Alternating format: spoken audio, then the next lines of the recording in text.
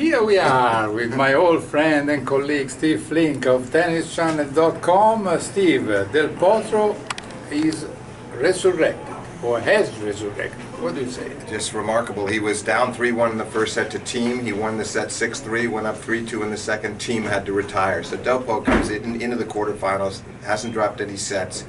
It's totally unlike the Olympics where he was exhausted when he played Andy Murray in the finals. And he'll be fresh as can be to play Stan Wawrinka in the quarters. And he had played Wawrinka and beaten Wawrinka at Wimbledon, right, on grass. Right. But Del Potro says, well, on grass it was a different surface, different match.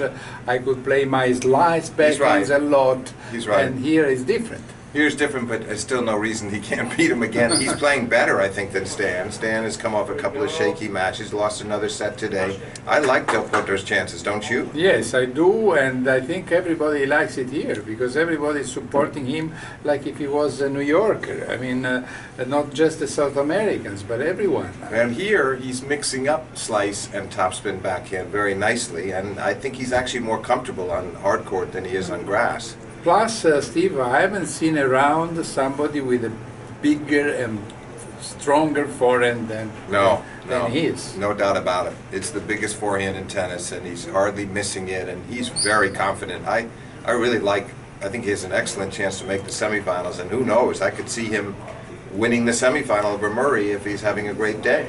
Yeah, well, first Murray tonight won easily versus Dimitrov. He had lost to Dimitrov 3 times, and even in Indian Wells, and then in an important tournament like Wimbledon 2014. Well, he beat him 6-1, 6-2, 6-2, and you know who should be very proud? Paolo Lorenzi. I mean, because yes, right. Because he was giving much more troubles to Murray than Dimitrov. Yeah, absolutely. I mean, he served for the first set. He played really well. He took it to 4. It was a good match, and he did much better than Dimitrov. None of us would have believed the scoreline like this, 1-2 and 2 against somebody who's been playing as well as Dimitrov has lately. Yeah, and then Nishikori was able to control Karlovic's serve. Yes, I think he had. Nishikori, aside from Murray and aside from Djokovic and Murray, I think has the best return in the game. So Karlovic knew he was going to have troubles with him, and he did. He did.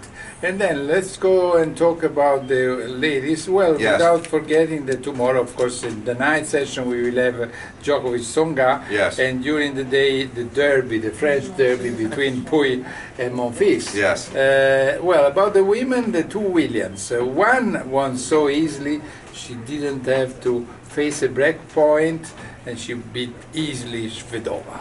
Yes, Serena was terrific. Yeah. She's only faced 1 break point the whole tournament. Didn't have any against her today. It's the best. She even sounds surprised about how well she's serving this tournament. Best, maybe as well as she ever has. Yes, and she will have to play Alep who beat easily in 2 sets Suarez Navarro with some little troubles in the second set. Right, that'll be a good quarterfinal. I think Halep will be by far the best player that Serena has come up against and the best returner, so it's more of a test. Sure. So the best match in the women's tournament was for sure the one that Pliskova and Venus Williams played. Yes. Venus should have won, or not? You can argue. Yes, she had a match point. I think it was one of those matches that neither deserved to lose. It's more like that. But of course, as you know, Venus won the first set despite the fact that Pliskova came back from 5-1 down, and then the second set went the other way, 6-4, and then Venus had the match point at 5-4 in the third, having come from 4-2 down, and Pliskova hit an amazing drive swing volley winner down the line, and then she had triple match point herself, and Venus comes back and saves all those match points to reach the tiebreak, but Pliskova she was just too good in the tiebreak. Okay, so just to end our conversation, we have tomorrow also the women's playing the quarters of finals, Wozniacki and Sevastova, and my girl Vinci versus Kerber. Does your girl win? Does she beat? No, I don't think so. I don't think Does she get a set? No, I don't think so, because today I went to watch her practicing, and she couldn't move. She has this tendonitis problem. That's not she good. Was stuck. She was just, first of all, she practiced 15 minutes at maximum. When did the problem start?